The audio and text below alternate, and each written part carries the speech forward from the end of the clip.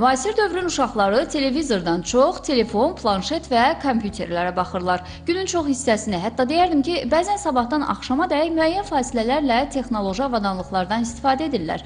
Bir çox valideynlər övladlarının sakit qalması üçün onların avadanlıqlardan asıllığına göz yumurlar. Bir də onda gözlərini açırlar ki, uşaq ya danışmır, ya yaşına uyğun hərəkət etmir, ya da siyahını uzada bilərik. Çünki texnologiyanın xüsusilə körpələrə zərərləri düşündüyümüzdən çoxdur. Uşaq eşidərək, təqlid edərək və danışaraq inkişaf edir. Bu səbəbdən də biz uşaqlara 3 yaşına qədər ümumiyyətlə televizordan və telefondan istifadə etməyi tövsiyə etmirik. 3 yaşından sonra isə 30-40 dəqiqə maksimum istifadə etməklərini tövsiyə edirik.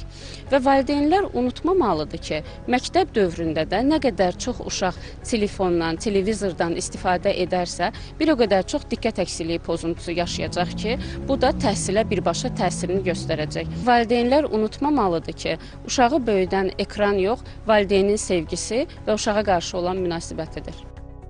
Uşaqlar dostları ilə oynamaq, kitab oxumaq, yaradıcı düşünmək əvəzinə virtual aləmdə yaşayırlar. Bu isə həm emosional, həm də intellektual inkişafı ləngidir. Bəzi şagirdlər dərsdə diqqətini toplamaqda çətinlik çəkir.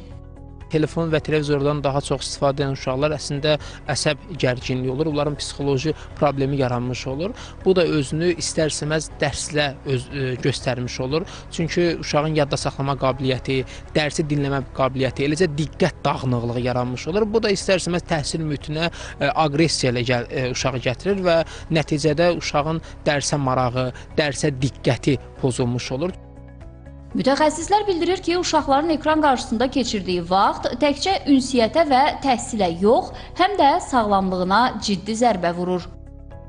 Mavi işığa məruz qalmaq, gözdə yanma, batma hissi kimi gələ bilirlər uşaqlara, göz zəifliyi ilə gələ bilirlər uşaqlara.